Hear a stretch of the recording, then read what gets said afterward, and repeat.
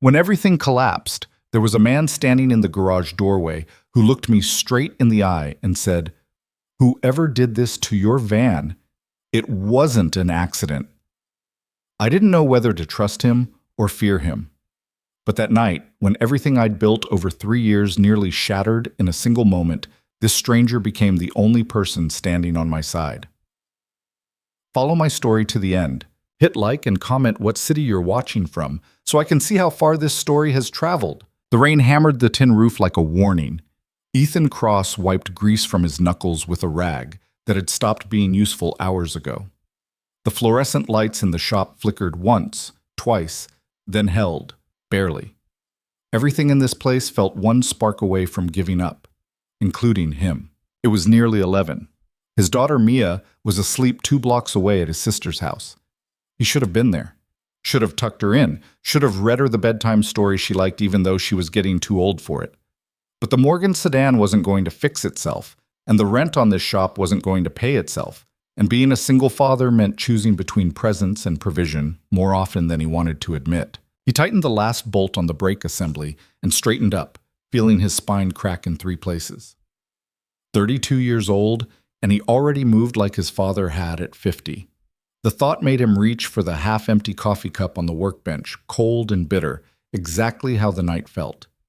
That's when the headlights swept across the front windows. Ethan frowned.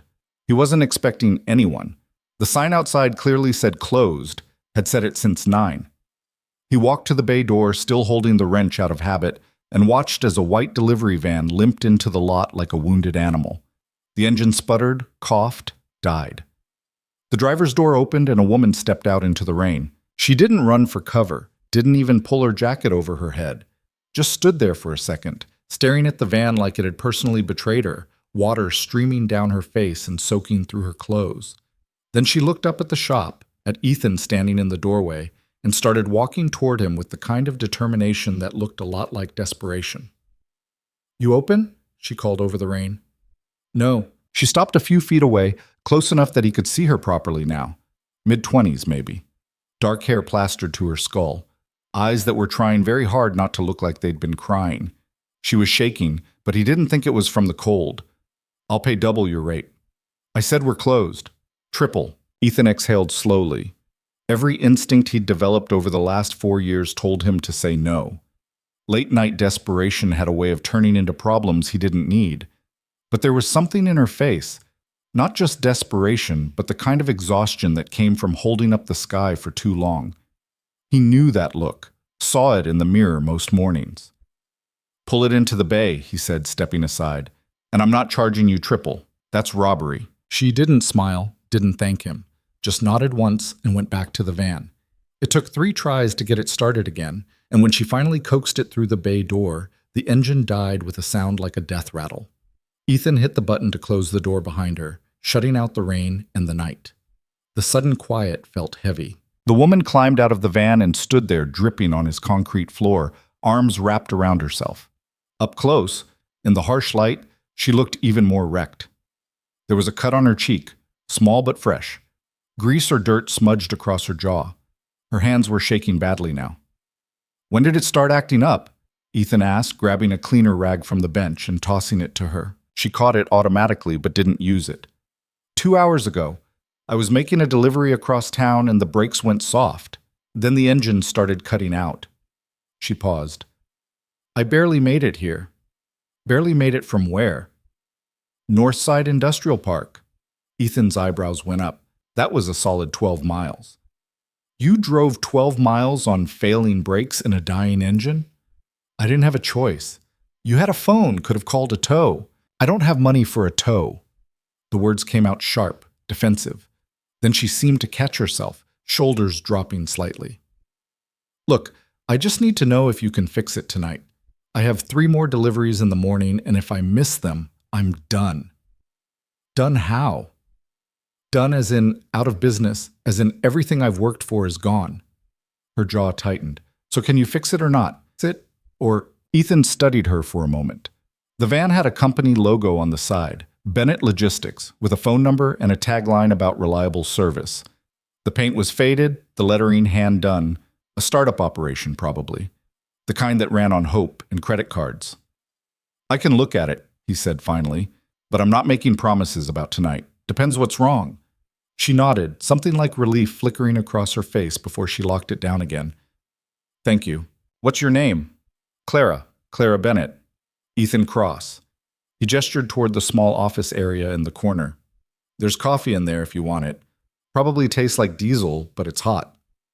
I'm fine. Suit yourself. He popped the hood and started the inspection, working methodically through the basics. Clara didn't go to the office. She stood a few feet away, watching him work with an intensity that was almost uncomfortable, like she was trying to diagnose the problem through sheer force of will. The brake fluid reservoir was nearly empty. That explained the soft pedal. But when Ethan got under the van with his inspection light, he found the reason, and his stomach tightened. The brake line had been cut, not severed completely, but scored deep enough that the pressure and heat had done the rest. And it wasn't the kind of wear you'd see from road debris or age. The marks were too clean, too deliberate. He rolled out from under the van and stood up, his mind already working through the implications he didn't want to consider. Well? Clara's voice was tight. Ethan wiped his hands slowly, buying himself a second to choose his words. Your brake line's compromised. That's why the fluid's gone and the pedal went soft. Can you fix it? Yeah, I can fix it. I've got the parts. Take me maybe an hour and a half. Relief washed over her face, immediate and undisguised. Okay, good, thank you, but that's not the problem. She stopped. What? The line didn't fail on its own, Clara. Someone cut it. The words hung in the air between them like smoke. Clara stared at him, her expression shifting from confusion to disbelief to something harder that he couldn't quite read. That's not possible. I know what a cut line looks like. This wasn't wear. Wasn't an accident. You're wrong. I'm not. Clara's hands balled into fists at her sides. Why would anyone? No, you're mistaken. You have to be. Ethan walked over to the workbench and grabbed his phone, pulling up the flashlight. Come here. She hesitated, then followed him to the van. He got down on the creeper and rolled back under, and after a moment she crouched down beside the van, looking in where his light pointed. See that line there? The one with the scoring? He traced the beam along the damage. That's not corrosion. That's not road wear. Those are tool marks. Somebody took something sharp, knife, razor blade, maybe a file, and weakened it just enough that it would fail under pressure. Clara was silent for a long moment, staring at the cut line like it might change if she looked hard enough. When she finally spoke, her voice was barely above a whisper. How long would it take to do that? Couple minutes if you knew what you were looking for, less if you were good at it. And would it fail right away? No, that's the point. Weakened like this, it'd hold for a while. Maybe a few hours, maybe a day or two, depending on how much you drove. But once the pressure built up enough, once the metal heated and expanded, he rolled out from under the van and stood. You said it failed 2 hours into your route? She nodded slowly. Whoever did this wanted it to fail while you were driving, not in your driveway, not in a parking lot.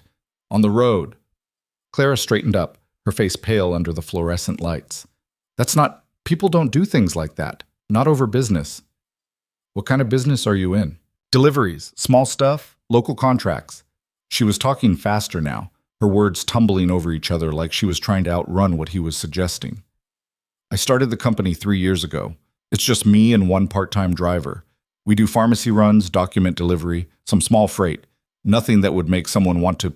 No, you're wrong. But Ethan could see it in her eyes, the doubt creeping in. The terrible mathematics of memory, adding up moments she'd probably dismissed as coincidence or paranoia. Has anything else gone wrong lately? He asked quietly. Other mechanical issues? Problems with clients? Clara opened her mouth, then closed it. Her hand drifted up to the cut on her cheek, touching it without seeming to realize. 2 weeks ago, one of my deliveries went missing, she said finally. High-value pharmaceuticals. The client claimed they never received it, but I had the signature confirmation. They refused to pay, said the signature was forged. She paused. Last week, my inventory system crashed, lost 2 years of records. My IT contractor said it looked like a corrupted file, but he couldn't explain why the backup failed at the same time. And the cut on your face? Her hand dropped. I felt loading boxes this morning, caught my cheek on the van door. Did you? Yes. The word came out defensive, automatic. Then her certainty wavered. I think so.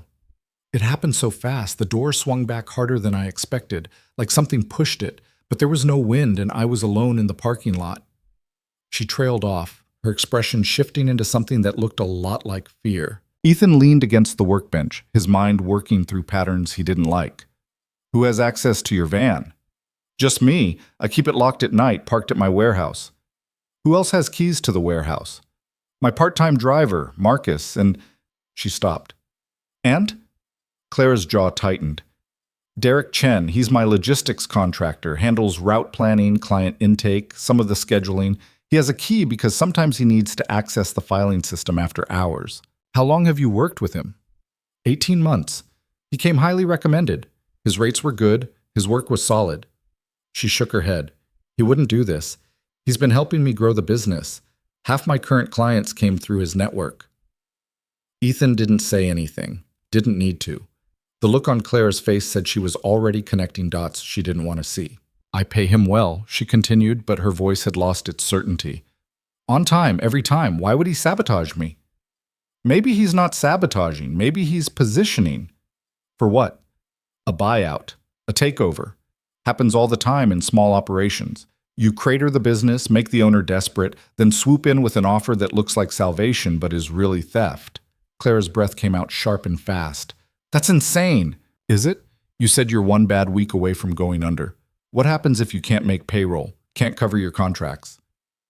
How long before your clients jump ship and your creditors start calling?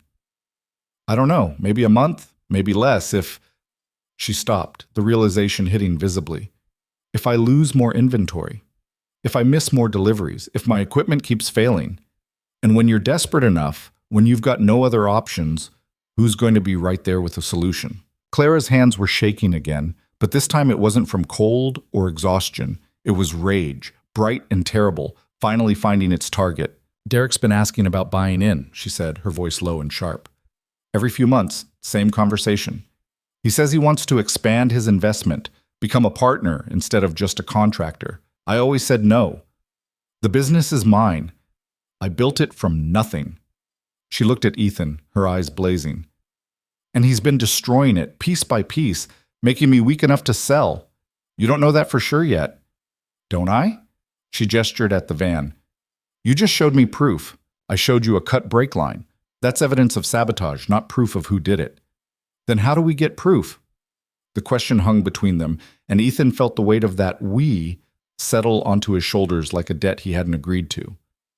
I don't know if we do anything, he said carefully. This isn't my fight, Clara. You should go to the police, file a report, let them handle it. With what evidence? A brake line you say was cut, but they'll say could have been road damage? Missing files that could be a computer glitch? A delivery discrepancy that looks like my mistake? She shook her head. I've dealt with the police before. They don't take action on maybe. They need concrete proof, and by the time I get that, Derek will have buried me completely. So what are you suggesting? Help me. You're a mechanic. You know how to spot sabotage. If he's doing this, he's doing it in ways that look like normal wear or accidents, but you'd know the difference. I just met you 2 hours ago. I know. And you're the first person in months who's told me the truth instead of what I wanted to hear. Clara stepped closer, her intensity almost physical. I'll pay you. Whatever your rate is, I'll match it. I don't have much left, but I'll give you what I've got. Ethan looked at her, really looked at her. Saw the desperation, yes, but also the steel underneath. The same kind of stubborn resilience he'd seen in himself when Mia's mother walked out and left him holding a 6-month-old and a mountain of debt. The refusal to quit, even when quitting, was the smart move.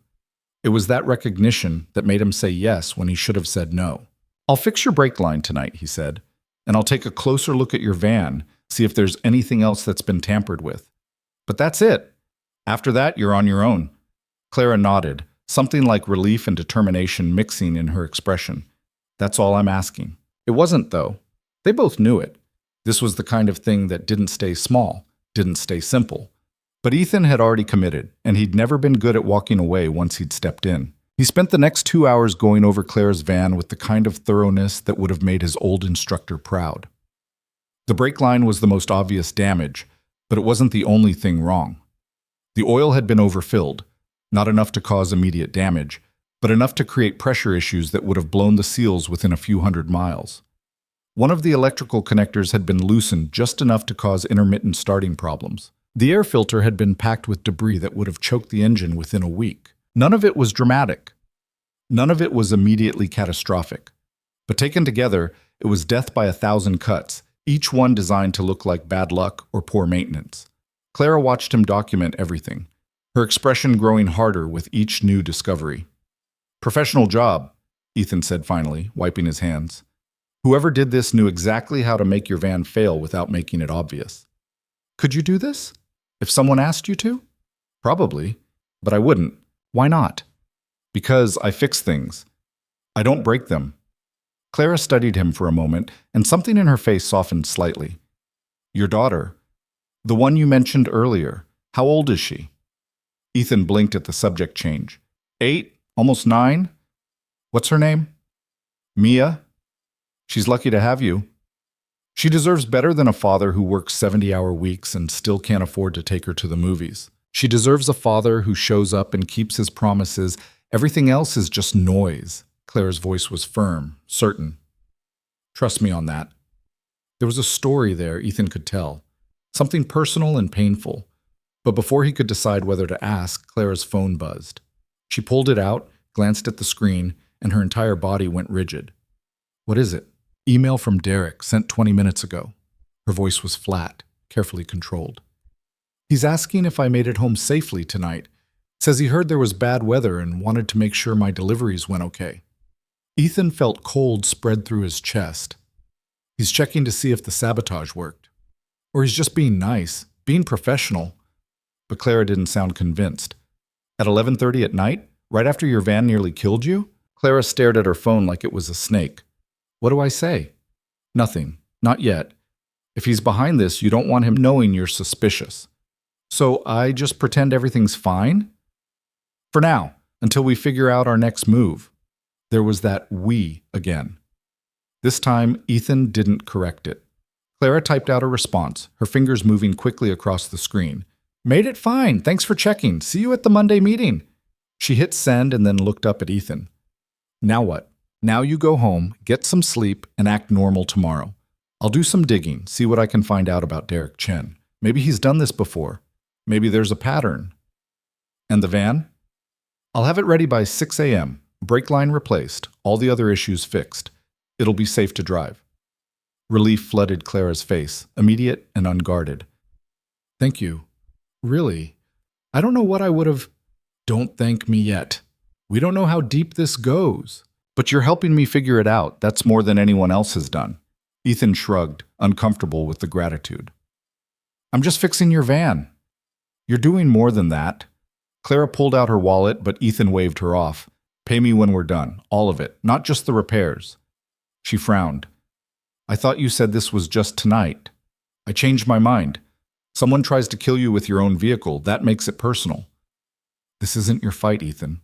You said that already, and I'm still here."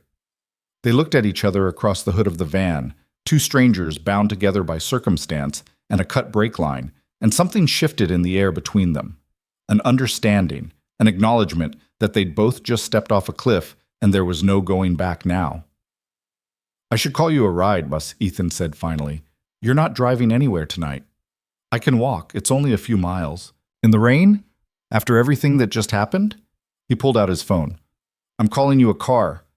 Clara looked like she wanted to argue, but exhaustion was finally winning out over pride. "Okay." The ride showed up 15 minutes later. Clara gathered her things, a battered backpack, a jacket that had seen better days, and headed for the door. Then she stopped and turned back. "Ethan?" "Yeah?" "Why are you really doing this?" He could have given her a dozen different answers. Could have talked about doing the right thing, or not letting bullies win, or seeing something in her that reminded him of himself. But what came out was simpler and more honest. Because somebody should. Clara nodded slowly, like that made perfect sense. Maybe it did. 6 a.m., she said. 6 a.m., he confirmed. Then she was gone, the door swinging shut behind her, and Ethan was alone in his shop with a sabotaged van and a promise he wasn't sure he could keep. He looked at the clock. 12:30. He'd promised Mia he'd take her to breakfast before school. That meant he had 5.5 hours to fix the van, do background research on Derek Chen, and maybe catch an hour of sleep if he was lucky. The smart move would be to walk away, fix the van, take the payment, send Clara on her way, and forget any of this happened. But Ethan had stopped making smart moves the day Mia's mother handed him divorce papers and walked out without looking back. He'd learned to survive on stubborn instead, on the refusal to quit even when quitting was rational. It was a terrible strategy. It had cost him sleep and money and most of his social life. But it had kept him standing, had kept Mia fed and clothed and loved. And right now, looking at Clara Bennett's van with its deliberately sabotaged systems, Ethan felt that same stubborn refusal rising up in his chest. Somebody had tried to hurt her, had tried to destroy what she'd built, and that somebody was about to learn that not everyone folded when pushed. Ethan rolled up his sleeves and got to work. The brake line replacement went smoothly enough, though he triple-checked every connection before he was satisfied. The overfilled oil he drained to proper levels. The electrical connector he tightened and wrapped with additional insulation. The air filter he replaced entirely, documenting the debris he found packed inside with photos from multiple angles. Evidence. Clara was right that they'd need it. By 2 a.m., the mechanical work was done, but Ethan's mind was still running calculations. He pulled up his laptop, ancient, held together with duct tape and hope, and started searching. Derek Chen wasn't hard to find. His logistics consulting firm had a professional website, testimonials from satisfied clients, case studies showing impressive growth numbers.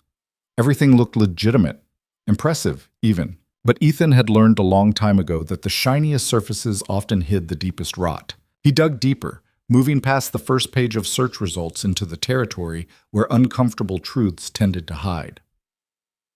Found a Better Business Bureau complaint from 2 years ago, filed by a small freight company that had gone under. The complaint alleged that Derek had systematically sabotaged their operations while positioning himself to acquire their client list. The case had been dismissed due to lack of evidence. There was a similar pattern with a delivery service in the next county over. They'd filed for bankruptcy 18 months ago. Derek Chen had been their logistics consultant for the final 6 months of operation. No complaints filed, no accusations made, but the timeline was suggestive. Ethan pulled up a legal database he'd paid for access to years ago when he'd been dealing with his own divorce. Searched for Derek Chen's name in civil filings. Found 3 settled cases, all involving contract disputes with small business owners. The settlements had included non-disclosure agreements, but the case numbers and dates were public record. 3 businesses, all small operations, all had used Derek as a contractor. All had experienced catastrophic failures within months of engaging his services. And all had eventually sold their client lists and equipment to shell companies that, with enough digging, traced back to Derek's network. It wasn't proof, not the kind that would hold up in court, but it was a pattern, a clear, undeniable pattern of predatory behavior disguised as professional consulting. Ethan sat back in his chair, feeling something cold and sharp settle in his gut. This wasn't just about Clara. Derek Chen had done this before, multiple times, and he'd gotten away with it because his victims had been too small, too desperate, too isolated to fight back effectively. But Clara had something the others hadn't. She had him. Ethan pulled out his phone and started making a list. They'd need documentation. They'd need to establish a timeline. They'd need to connect Derek to the specific acts of sabotage in a way that couldn't be dismissed as coincidence or speculation. It was going to take time. It was going to take resources he didn't really have. And it was going to put both of them at risk if Derek realized what they were doing. But looking at those case files, at the pattern of destruction Derek had left in his wake, Ethan felt his resolve harden into something unbreakable. This ended now. With Clara. No more victims. He was still working when his phone alarm went off at 5:30. Ethan blinked, realized he'd been staring at his screen for 3 hours straight, and forced himself to stand. His back protested. His eyes felt like sandpaper. The coffee he'd been drinking had gone from hot to cold to room temperature without him noticing. He splashed water on his face in the small bathroom, changed into a clean shirt he kept in the office, and went back to give the van one final check. Everything looked good, safe, functional. Clara showed up at 5:45, 15 minutes early, looking like she'd slept about as much as he had. "Morning," she said, her voice careful. "Morning. Van's ready." That's it? Just vans ready? Ethan gestured to his laptop, still open on the workbench. Found some things you should see. But first, coffee. Real coffee. Not the diesel I've got here. There's a place 2 blocks over. My treat. Clara blinked, clearly not expecting that. You don't have to... I know, but I'm going anyway. Promised my daughter I'd have breakfast with her before school, and she likes the pancakes there. You might as well join us. I don't want to intrude on... You're not intruding. Besides, what I found isn't a 30-second conversation. We need time. Clara studied him for a moment, something shifting in her expression. Okay, yeah. Coffee sounds good. They took Clara's van, freshly repaired, running smooth, and drove through the early morning streets to Rosie's Diner, a hole-in-the-wall place that had been serving the same menu since before Ethan was born. His sister's car was already in the lot. Mia spotted them through the window and waved enthusiastically. She was sitting in their usual booth, coloring on the paper placemat with crayons the waitress kept specifically for her. Ethan's sister, Sarah, looked up and raised an eyebrow when she saw Clara. Dad! Mia launched herself at Ethan the moment they walked in, wrapping her arms around his waist. You're here, and you brought a friend. Hey, Bug. This is Clara. She's a client. Clara, this is Mia, and that's my sister, Sarah.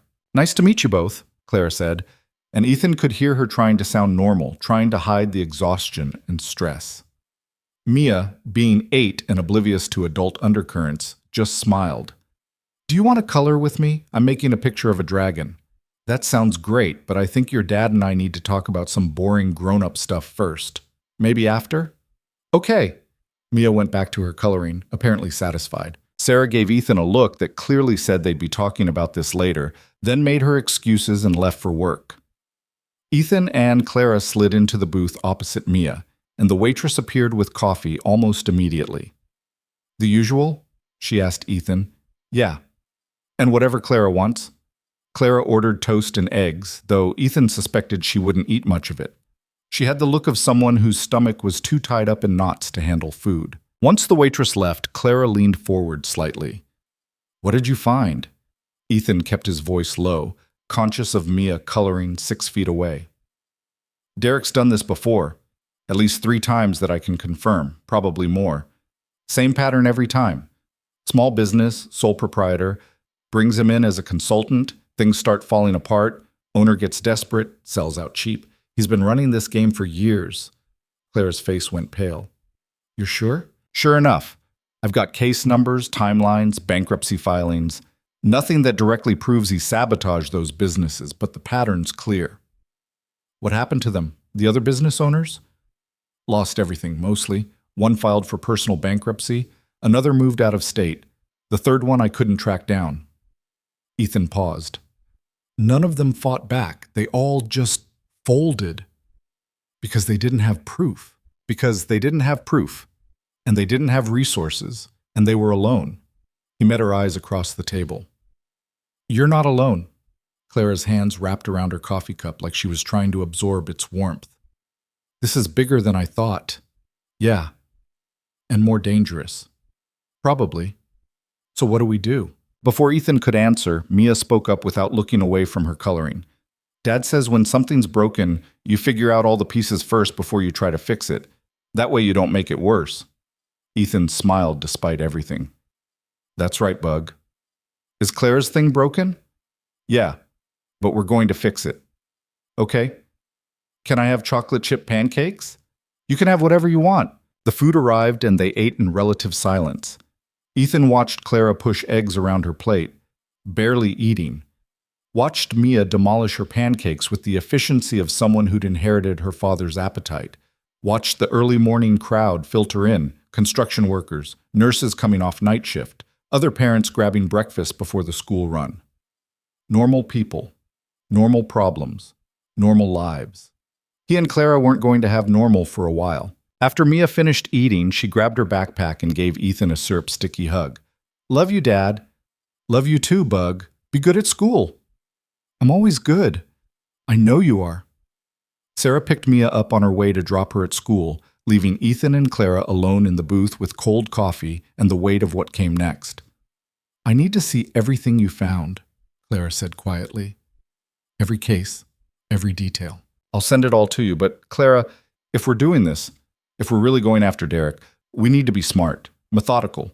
He's done this before and gotten away with it. We can't just throw accusations around. What are you suggesting? We build a case, document everything, every interaction with Derek, every mechanical issue with your equipment, every financial discrepancy. We find out who else he's burned and see if any of them will talk. We make this airtight before we move.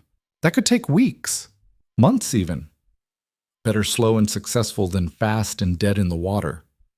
Clara flinched at the word dead, probably remembering the cut brake line, the near accident that could have been so much worse. How do I act normal around him? She asked. How do I sit in meetings and smile and pretend I don't know what he's doing? Same way I smile at clients who try to cheat me. Same way you probably smile at customers who treat you like garbage. You do what you have to until you're in a position to do what you want. I hate this. I know. Clara pushed her plate away, most of the food still untouched. I have a meeting with Derek this afternoon. Regular Monday check-in. What do I say? Nothing unusual. Ask him about route optimization, client retention, whatever you normally talk about. Act like everything's fine. If he asks about the van, tell him you got it fixed and everything's running smooth. Lie to him. Strategic information management, Ethan corrected. There's a difference. Is there? Yeah, lying is wrong. Strategic information management is survival. Clara almost smiled at that. Almost. They left the diner and drove back to the shop in silence. When Clara pulled into the lot, she didn't get out right away. Just sat there with the engine running, staring at the steering wheel. I'm scared, she said finally. Not just of Derek. Of what happens if we fail. If we try to expose him and it falls apart, I won't just lose my business. I'll lose everything. My reputation, my credit, any chance of starting over. I know. But you're still willing to help. I'm still willing to help. Why? Ethan thought about that. Thought about the nights he'd spent in this shop, fixing other people's problems while his own life fell apart. Thought about Mia, growing up watching her father choose between being present and being solvent. Thought about all the times he'd wanted someone to stand beside him and say, I've got your back. Because someone should have helped those other business owners, he said, and nobody did, and they lost everything because they were alone. He met her eyes. You're not going to be one of those statistics if I can help it. Clara nodded slowly. Okay. So we do this careful. We do this right. We do this careful. We do this right. And we make sure Derek Chen doesn't get to do this to anyone else. Partners? Ethan held out his hand. Partners. Clara shook it, and the deal was made. She drove off a few minutes later, heading to her warehouse to start her deliveries, to face her day pretending everything was normal while underneath the surface, everything had changed. Ethan watched her go, then went back into the shop and pulled up his laptop again. Time to start building a case. He started with a detailed timeline, documenting every piece of sabotage he'd found on Clara's van, every financial irregularity she'd mentioned, every convenient accident or system failure. Then he pulled up the information he'd found on Derek's previous victims and started mapping connections. The work was tedious, slow, but Ethan had patience when it mattered. And this mattered more than most things had in a long time. By noon, he had the skeleton of something solid. By 3, he'd reached out to 2 of Derek's former victims, leaving carefully worded messages asking if they'd be willing to discuss their experiences with Derek Chen's consulting services. By 5, when his first afternoon appointment showed up, Ethan had the beginning of a plan. It wasn't much, not yet, but it was a start. And sometimes, he thought as he slid under a Honda Civic to check its suspension, a start was all you needed. The rest would come with time, an effort, and the stubborn refusal to give up that had carried him this far. He was still working when his phone buzzed with a text from Clara. Meeting with Derek went fine, played it cool. He asked about the van. I said you fixed it and everything's running great. He seemed satisfied. Is that weird? Ethan typed back quickly. Not weird. Confirms our theory. He expected the sabotage to work. Finding out it didn't means he'll probably escalate. Stay alert. The reply came almost immediately. Escalate how? Don't know yet. But whatever he does next, we'll document it, and we'll use it against him. Okay. Thank you, Ethan, for all of this. He stared at that message for a moment, feeling the weight of her gratitude and his own commitment settling more firmly onto his shoulders. Then he typed back, "You're welcome. Get some rest. Tomorrow we start building the evidence we need." Her response was simple. Okay. Ethan put his phone away and went back to work, but his mind was already 3 steps ahead, thinking through strategies and countermoves, preparing for a fight he'd willingly walked into with nothing more than a cut brake line and a stranger's desperation to guide him. It should have felt reckless. Should have felt like a mistake. Instead, it felt necessary. Like something that had been waiting for him to step up and claim it. And as the evening wore on and the shop slowly emptied of customers, Ethan found himself thinking that maybe, just maybe, this was the kind of fight worth having. The kind where standing up mattered more than playing it safe. The kind where doing the right thing wasn't about winning, it was about refusing to let the wrong thing win without a fight. The next morning started with another text from Clara, this one arriving at 6:15 while Ethan was making Mia's lunch for school. Van won't start. Engine's completely dead. Ethan's jaw tightened. He typed back with one hand while spreading peanut butter with the other. "Don't touch anything. I'll be there in 20. "Dad, you're putting too much jelly," Mia observed from her spot at the kitchen table, already dressed for school in mismatched socks she'd insisted were a fashion statement. "You like extra jelly. Not that much extra. It'll get everywhere." Ethan scraped some back into the jar, sealed up the sandwich, and tossed it into her lunchbox, along with an apple and the granola bar she'd actually eat instead of the apple. "Sarah's picking you up in 10 minutes. Be good." "Where are you going?" "Work emergency." Mia rolled her eyes with the world weariness of someone who'd heard that phrase her entire life. "You always have work emergencies." "Yeah, well, they pay the bills." He kissed the top of her head. "Love you, Bug." "Love you too. Try to eat lunch today." "When did you become the parent?" "Somebody has to be." Ethan grabbed his keys and headed out, the comment hitting harder than Mia probably intended. She wasn't wrong. Between work and everything else, he'd been running on coffee and determination for so long, he barely remembered what a proper meal schedule looked like. Clara's warehouse was in the industrial district, sandwiched between a plumbing supply company and a place that refurbished restaurant equipment. The building itself was modest, maybe 3,000 square feet, with a small office area and a loading bay that had seen better decades. Her van sat in the lot out front, hood already up. Clara was standing next to it, arms crossed, looking like she'd been there a while. When Ethan pulled up, she walked over before he'd even killed the engine. "It was fine yesterday," she said without preamble. "Drove perfectly all day. I parked it here at 6, locked everything up, came back this morning, and nothing. Not even a click when I turned the key." Ethan grabbed his toolbox from the truck bed. "Battery could have died. I just replaced the battery 3 months ago. Doesn't mean it's good." But he already knew it wasn't the battery. Knew it before he popped the hood and saw the disconnected terminal cables pulled just loose enough to break contact, but not so loose it looked obviously tampered with. Clara saw his expression and her shoulders sagged. He was here. Looks like it. Ethan reconnected the cables, checked the connections, then had Clara try the ignition. The engine turned over immediately, smooth and strong. "Son of a bitch," Clara said quietly. "You have security cameras." "One, pointed at the front entrance." She pulled out her phone, pulled up an app, scrolled through footage. Her face went carefully blank. "He came at 2 a.m., knew exactly where the camera was, stayed out of frame the whole time." "Let me see." She handed him the phone.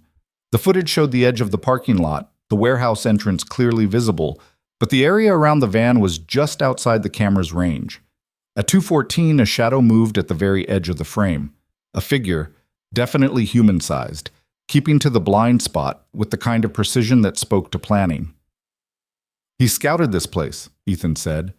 "Knew your camera coverage before he came back." "So what do I do?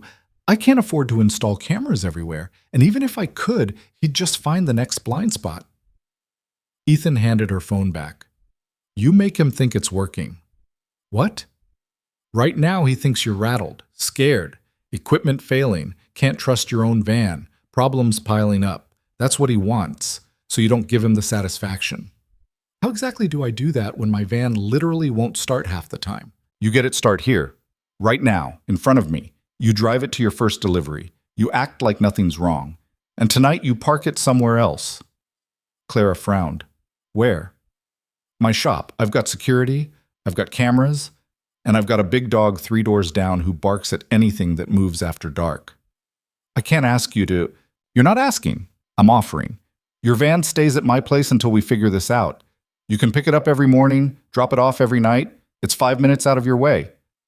Ethan, that's smart. That's what it is. Derek's escalating, which means we're running out of time to be polite about this. He closed her hood, checked the connections one more time. How many deliveries you got today? 4, all local. Any of them through Derek's client network? Clara pulled out her phone again, checked her schedule. 2 of them, yeah. Pharmaceutical supplies to a clinic on 5th, and a document run to a law office downtown. Call them, confirm the orders. Make sure they're actually expecting you. Her eyes widened slightly. You think he'd fake orders? I think he's already sabotaged your van twice and broken into your warehouse. Fake orders are pretty tame compared to that. Clara made the calls right there in the parking lot, and Ethan watched her face carefully as she talked to each client. The first call went fine. The clinic confirmed the delivery, gave her a time window, everything normal. But the second call made her expression shift. What do you mean you canceled? Clara's voice went tight. I have the order right here in my system dated from last week. No, nobody called me about a cancellation. I see. Okay, thank you. She hung up and looked at Ethan. The law office says they canceled the order 3 days ago. Said they called and spoke to someone in my office who confirmed the cancellation. You work alone. Exactly, and I never got any call. She pulled up her email, scrolled through. Nothing in writing either. No email, no voicemail, nothing. Derek has access to your scheduling system? He has login credentials, yeah. He needs them to coordinate routes and client intake. Change your passwords. All of them. Right now. Clara's hands were already moving, pulling up account after account, resetting credentials. This is insane. He's not just sabotaging equipment, he's actively destroying my client relationships. That's the point. He's making you look unreliable. A business that can't deliver on time, can't keep its equipment running, can't even track its own orders. That's a business circling the drain. And when you're desperate enough, he shows up with an offer to buy me out. Clara finished the thought, her voice flat. How much do you want to bet it'll be pennies on the dollar?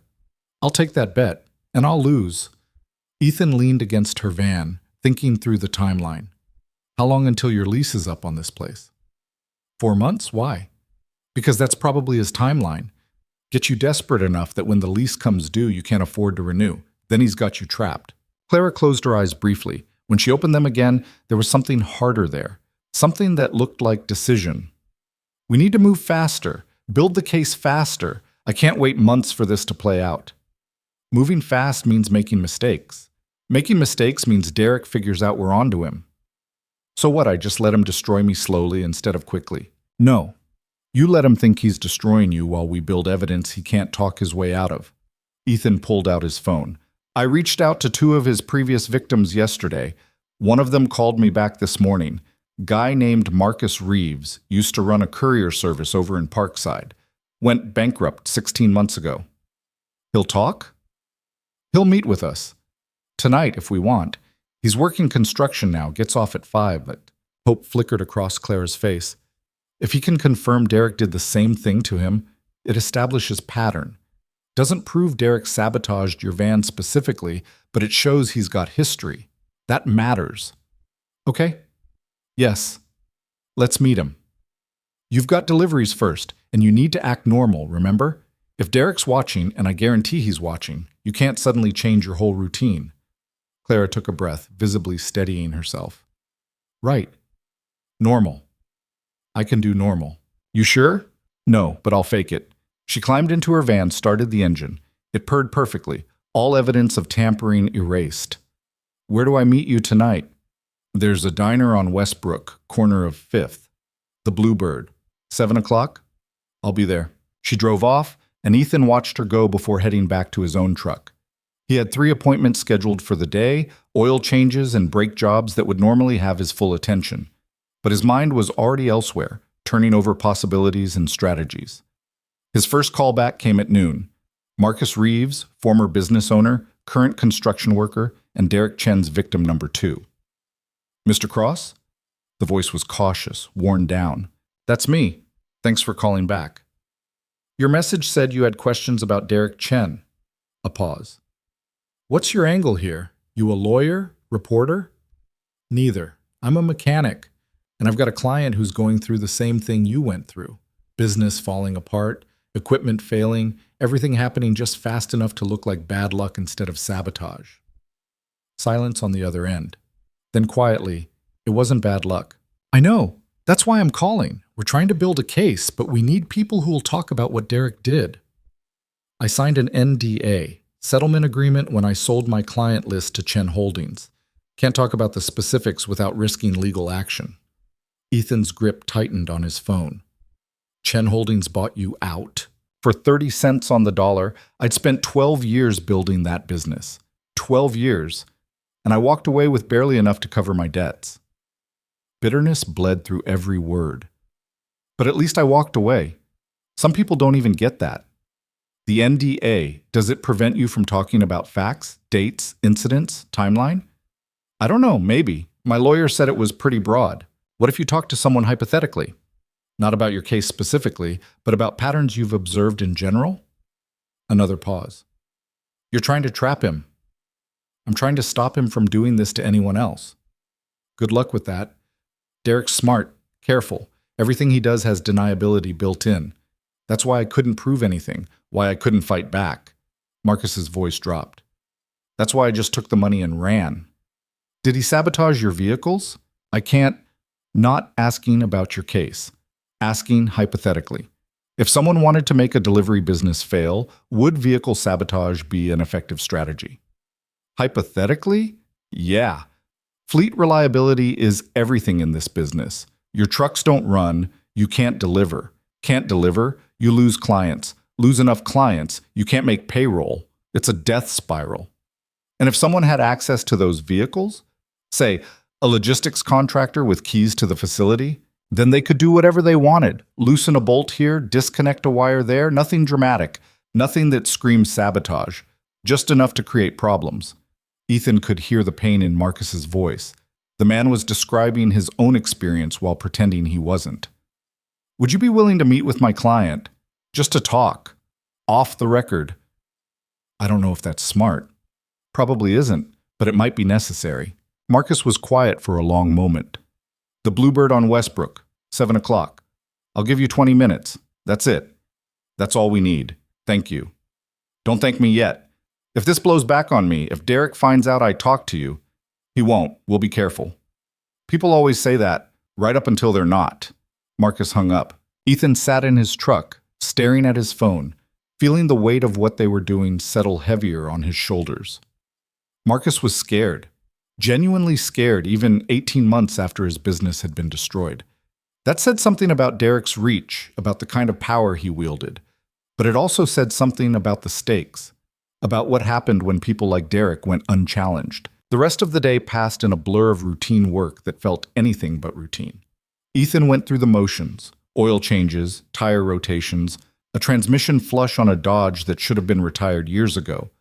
But his mind was elsewhere, thinking through questions for Marcus, planning how to document whatever information they got, considering what came next if this meeting went well.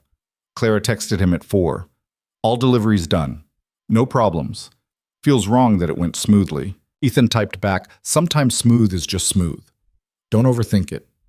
Her response came quickly. Says the man who definitely overthinks everything. Fair point. See you at 7. He closed up shop at 6. Went home just long enough to make sure Mia had dinner with Sarah, then headed to the Bluebird. The diner was one of those timeless places that looked exactly the same as it had 30 years ago, with vinyl booths and a checkerboard floor and a waitress who'd probably been working there since the Carter administration. Clara was already there, sitting in a corner booth with a cup of coffee she wasn't drinking. She looked up when Ethan walked in, and he could see the tension in her shoulders. He's not here yet, she said as Ethan slid into the booth across from her. He'll show. You sure? No, but we're here either way. They waited in silence, both of them watching the door. At 7:05, a man walked in wearing construction gear and carrying the kind of exhaustion that came from physical labor and not enough sleep. He spotted them immediately. Ethan had described what they'd be wearing and walked over slowly, like he was approaching something dangerous. "Marcus Reeves?" Ethan asked. "Yeah." Marcus didn't sit down. "You're the mechanic?" "Ethan Cross. This is Clara Bennett." Marcus looked at Clara for a long moment, and something shifted in his expression. Recognition, maybe, or sympathy. "You're the one he's working on now?" Clara nodded. "Looks like it." "How bad is it?" "Bad enough. Sabotaged van, fake order cancellations, missing inventory, and that's just what I know about." Marcus finally sat down, but he kept his jacket on, kept his body angled toward the exit, ready to run if he needed to. He did the same to me. Started small. Equipment malfunctions that looked like normal wear. Then clients started complaining about late deliveries, damaged goods, things I knew weren't my fault but couldn't prove. By the time I realized what was happening, I was drowning. "How long did it take?" Clara's voice was steady, but Ethan could hear the fear underneath. "From first incident to bankruptcy?" 9 months, but I was bigger than you. Had 8 trucks, 15 employees, more infrastructure to destroy, but also more resources to fight back with. Except I didn't fight back, I just tried to keep my head above water until there was no water left. "Did you ever prove he was behind it?" "No. That's the thing about Derek, he's untouchable. Everything happens just close enough to him that you know it's connected, but far enough away that he's got deniability. Like, one of my trucks lost its brakes. Investigation showed the line had been compromised, but it happened in the parking lot of a client site Derek had recommended. Could have been anyone with access. Could have been random vandalism. Couldn't prove it was deliberate." Ethan leaned forward. "But you knew." "Of course I knew. Same way you know when you can feel someone watching you even though you can't see them. The pattern was too consistent, too targeted." Marcus looked at Clara again. "He's probably already offered to buy you out. Not directly, but he keeps asking about partnership opportunities. Wants to expand his investment in the company. He'll wait until you're desperate, until you've got no other options. Then the offer will come, and it'll sound reasonable, maybe even generous given your circumstances. But it won't be. It'll be theft dressed up as salvation." "So what do we do?"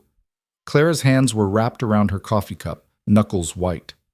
"How do we stop him?" Marcus shook his head. "You don't. That's what I'm trying to tell you. Derek's been doing this for years. He knows how to cover his tracks. You want my advice? Take whatever offer he gives you and walk away while you still can. Cut your losses. Start over somewhere else." "No." The word came out flat, hard. "I'm not giving up what I built." "Then you'll lose it anyway, just slower and more painfully." "Marcus," Ethan kept his voice level, "we're not asking you to fight him. We're just asking you to tell us what happened. Help us document the pattern. If we can show he's done this before..." "To who? The police? They won't care. Civil court? You'll spend more on lawyers than you'll ever recover. The business bureau? They'll open a file and close it 6 months later when nothing comes of it." Marcus stood up. "I came here because I know what you're going through, and I thought maybe I could help. But the help is this. Get out while you still can. This fight isn't winnable." "Wait." Clara stood too. "Please. Did he ever make mistakes? Was there ever anything you could have used against him if you'd known to look for it?" Marcus paused, one hand on the back of his chair. "Once.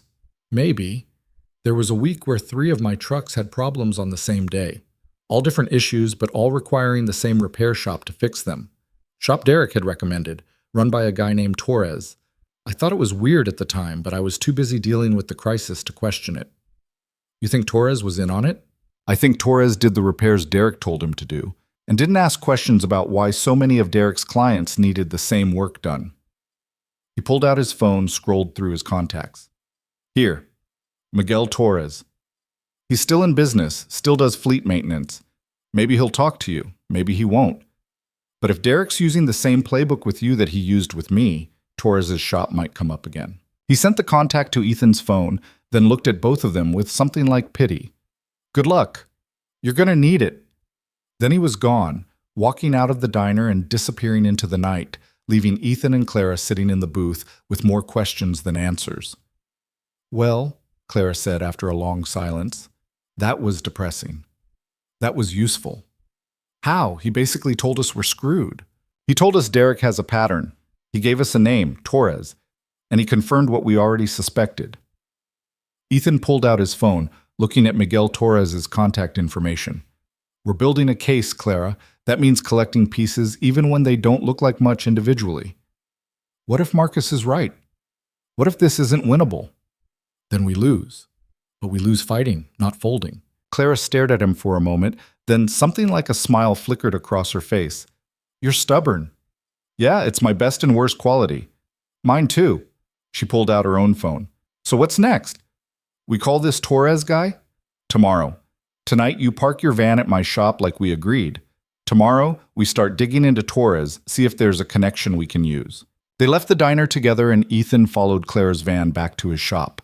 She parked in the secured lot behind the building, where his own truck sat alongside two customer vehicles waiting for morning repairs. This feels paranoid, Clara said as she locked up the van.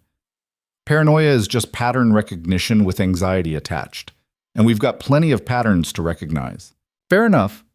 She looked at the shop, at the chain-link fence and the security lights, and the camera mounted above the door. Thank you for this. For all of this. You've said that already.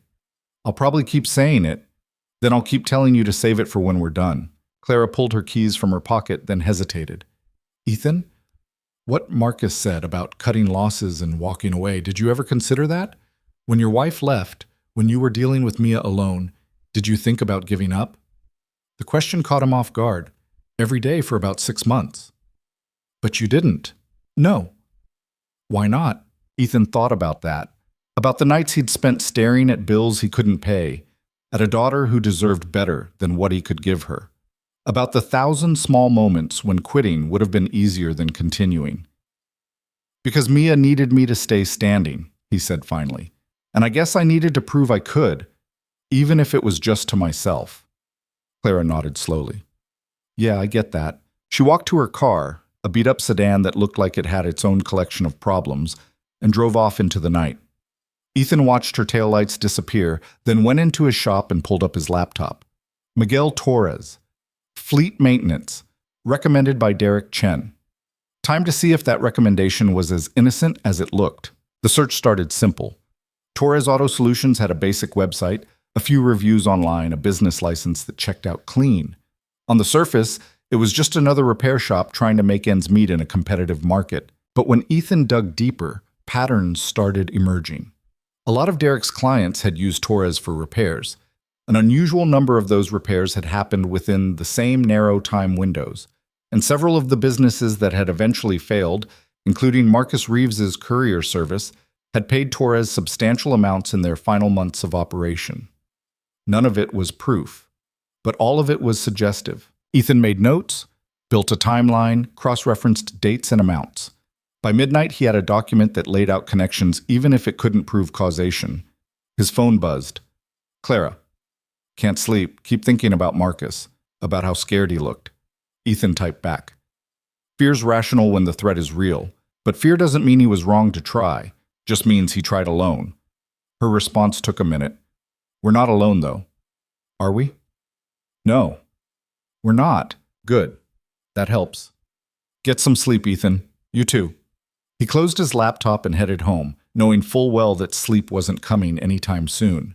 His mind was too busy turning over possibilities, looking for angles, trying to see 3 moves ahead in a game where the rules kept changing. But that was fine. He'd operated on insomnia and coffee before. He could do it again. Because Clara was right. They weren't alone.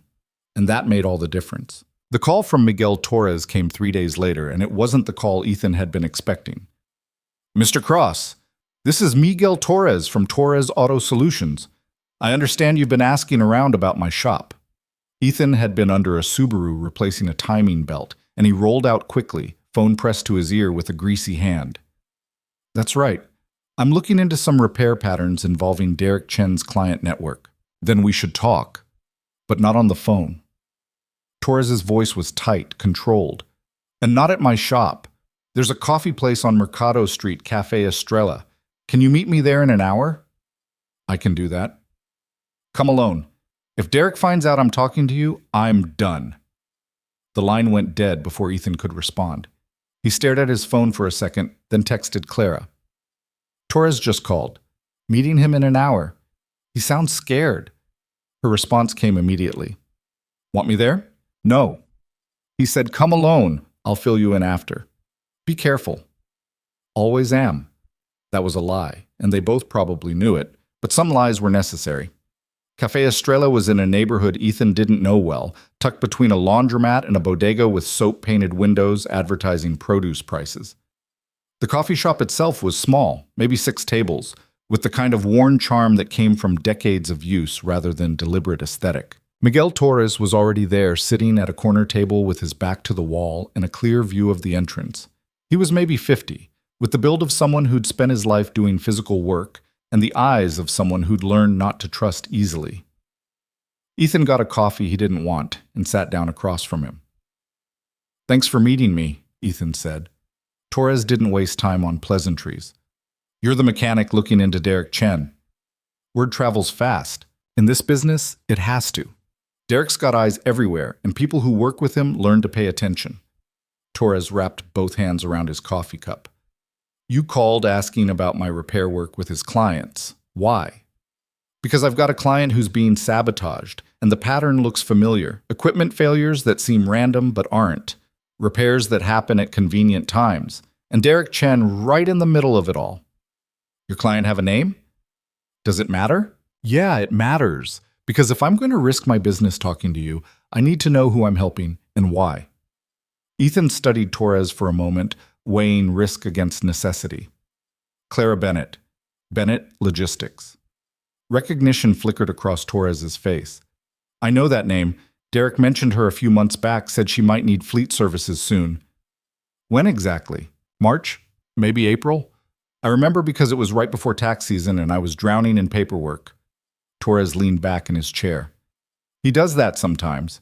Gives me a heads up about potential clients before they actually need work.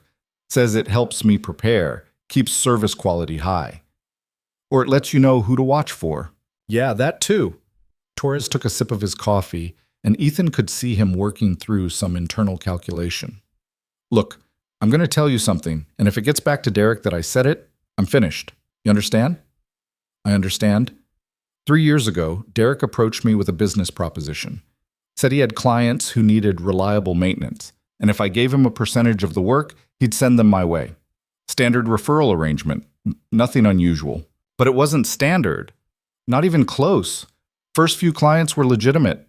Normal wear and tear, regular maintenance, everything above board. Then Derek started requesting specific repairs. Not suggesting, requesting. He'd tell me a client was coming in with brake problems, and I needed to find brake problems even if the brakes were fine. Ethan's stomach tightened. You falsified repairs. I documented problems that existed. Sometimes I had to look harder than usual to find them, but they were always there. Torres's jaw clenched.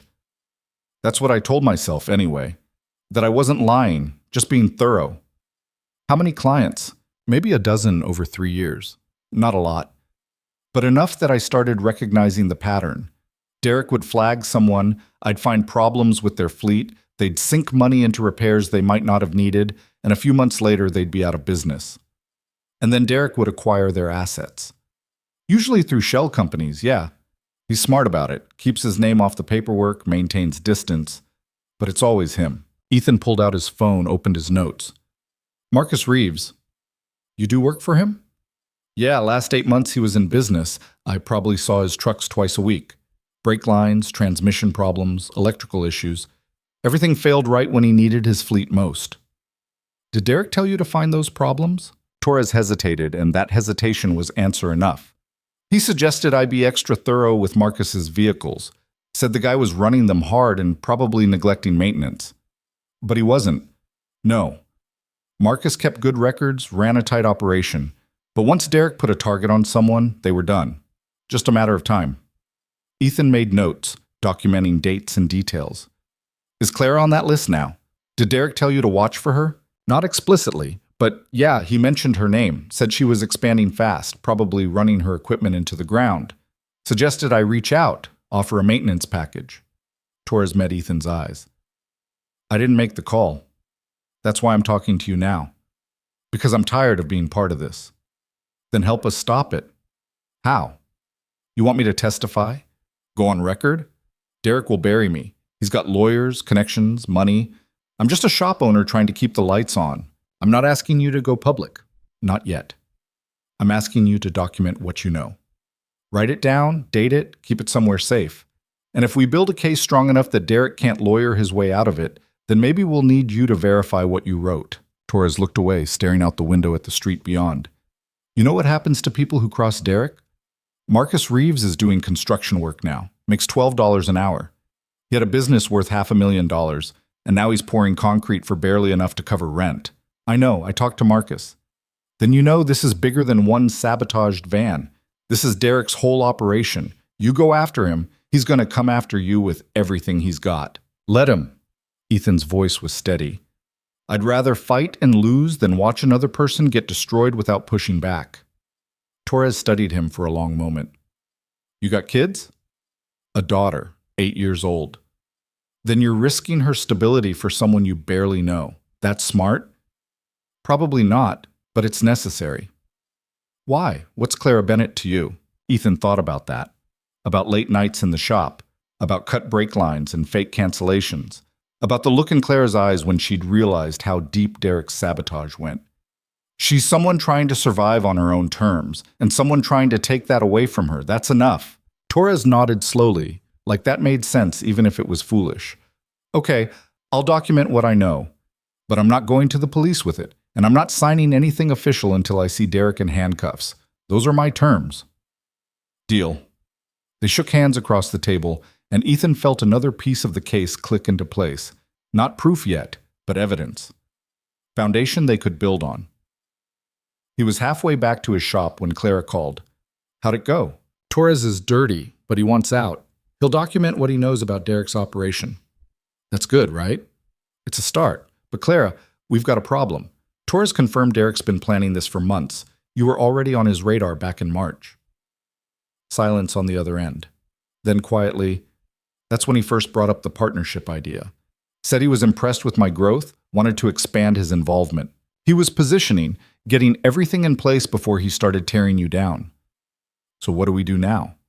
Ethan pulled into his shop's parking lot and killed the engine. Now we assume Derek knows we're digging. Torres is scared, which means he's been careful, but fear makes people sloppy. If Derek's got any sense, he's already wondering why Torres is nervous. You think he'll escalate? I think he'll probe, test our defenses, see how much we know and how we react. Ethan got out of the truck, phone still pressed to his ear. Which means you need to be ready for anything. Keep your van here at night, vary your routes during the day, don't trust any new client requests that come through Derek's network. I'm already doing all that. Then do it more, be paranoid, because paranoid keeps you alive. As Clara's laugh was short and bitter. My life has gotten really strange lately. Yeah, well, join the club. They hung up, and Ethan went into his shop to find 2 customers waiting and a voicemail from his sister asking if he was planning to actually show up for Mia's school play on Friday, or if she should stop expecting him to honor commitments. He called her back while pulling the first customer's work order. I'll be there, Sarah. You said that last time. Then you got called away for an emergency. This time is different. That's what you always say? His sister's voice was sharp with the kind of frustration that came from years of covering for him. Mia's counting on you, Ethan. Don't let her down. I won't. You better not, because I'm done being your backup parent. She hung up before he could respond, and Ethan stood there for a moment feeling the weight of all the ways he was failing. Failing Mia by working too much. Failing his business by taking on Clara's fight. Failing Sarah by leaning on her patience until it cracked. But what was the alternative? Walk away from Clara and let Derek destroy her? Ignore the pattern Torres had confirmed? Pretend he didn't see what was happening just so his own life could stay simple? No. He'd made his choice when he first looked under that van and saw the cut brake line. Everything after that was just following through. The next 2 days were quiet, too quiet. Clara's deliveries went smoothly, her equipment ran perfectly, and Derek Chen didn't make contact beyond a brief email about an upcoming logistics meeting. It felt like the pause before a storm, the moment when the air goes still and you know something's coming but you can't see it yet. Ethan used the time to organize everything they had. Built a timeline that stretched back 18 months. showing when Derek had first approached Clara about partnership and tracking every incident since. Documented all the sabotage they'd found. Listed the previous victims, Marcus Reeves and 2 others who'd gone under in similar circumstances. Added Torres's testimony, still informal but detailed enough to establish pattern. It wasn't enough for criminal charges. Probably wasn't even enough for a civil suit. But it was starting to look like something real. On Thursday evening, Clara texted him. Derek just called, wants to meet tomorrow afternoon, says he has a proposition for me. Ethan's hands tightened on his phone. Here we go. What kind of proposition? Wouldn't say over the phone. Asked me to come to his office at 2. That was it. The moment Torres had warned about, the moment Marcus had described. Derek thought Clara was desperate enough now, broken enough, that she'd listen to whatever offer he made. Don't go alone, Ethan typed back. I wasn't planning to. Want to come with? He thought about that, about the risk of showing Derek that Clara had allies, that she wasn't as isolated as he believed. But then again, maybe that was exactly what they needed to show, that she wasn't going to fold quietly. Yeah, I'll be there. What time should I pick you up? 1:30. And Ethan? I'm scared. Good. Fear means you're paying attention. We'll use it. The next day crept by with the slowness of waiting. Ethan went through his morning appointments on autopilot, his mind already 3 steps ahead to the meeting with Derek. What would the offer be? How desperate would Derek think Clara was? What leverage could they use without showing their hand too early? At 1:15, he closed up shop and drove to Clara's warehouse. She was waiting outside, dressed more formally than he'd ever seen her, slacks and a blazer that looked like it had been pulled from the back of a closet, pressed into service for occasions she usually avoided. You look professional, Ethan said as she climbed into his truck. I look terrified, and I'm hiding it badly. No, you look ready. There's a difference. They drove across town to Derek's office, a sleek glass building in the business district that probably cost more per month in rent than Clara's entire operation. The lobby was all marble and modern art, the kind of aggressive success display that was meant to intimidate. Clara's shoulders tensed as they walked in. I don't belong here. Neither does he. He just convinced people he does. That's different. The receptionist directed them to the 8th floor, where Derek's office overlooked the city with views that probably added another 0 to his consulting fees. Derek himself was waiting, standing by the window with his back to the door, a power play Ethan recognized immediately. When he turned, his expression was perfectly calibrated, friendly, concerned, professional. Clara, thank you for coming. And you brought someone. This is Ethan Cross. He's been helping me with some mechanical issues. Derek's smile didn't waver, but something shifted in his eyes. The mechanic. I've heard about you. Nothing good, I hope, Ethan said. Clara mentioned you've been very helpful with her van. Equipment problems can be so frustrating. The subtext was clear. Derek knew exactly what equipment problems Clara had been facing, because he'd caused them. And now he was watching to see if Ethan understood that too. Equipment fails, Ethan said evenly. Part of running any business. The key is figuring out why and preventing it from happening again. Absolutely, which is actually related to why I asked Clara here. Derek gestured to the chairs facing his desk. Please sit. Can I get you anything? Coffee? Water? We're fine, Clara said, settling into a chair with Ethan beside her. You said you had a proposition. Derek sat behind his desk, steepling his fingers in a gesture that probably looked contemplative to him and calculated to everyone else. I'll be direct. I know you've been struggling lately, Clara. The lost pharmaceutical delivery, the inventory system crash, equipment failures. These aren't your fault, but they're affecting your business stability. How do you know about the inventory crash? Clara's voice was steady, but Ethan could see her hands gripping the armrests.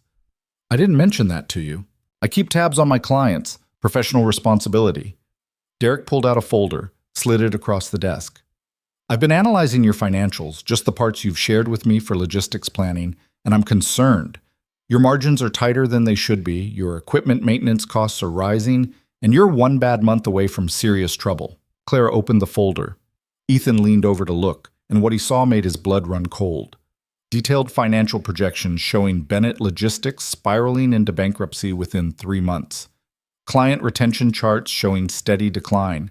Equipment failure rates trending sharply upward. It was all based on the sabotage Derek had orchestrated, but presented as inevitable market forces. This isn't accurate, Clara said.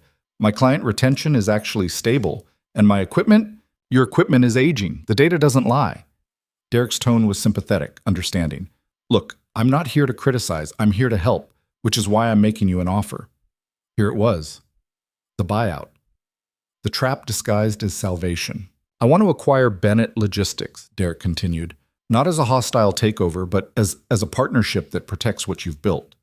You'd stay on as operations manager, keep your staff, maintain day-to-day control, but the financial pressure would be off your shoulders. I'd absorb the debt, upgrade your equipment, stabilize your client base. In exchange for what? Ethan asked. Derek's eyes flicked to him. A flash of annoyance quickly masked. In exchange for majority ownership, 60-40 split, with Clara retaining her 40%, and a guaranteed salary. What's the offer?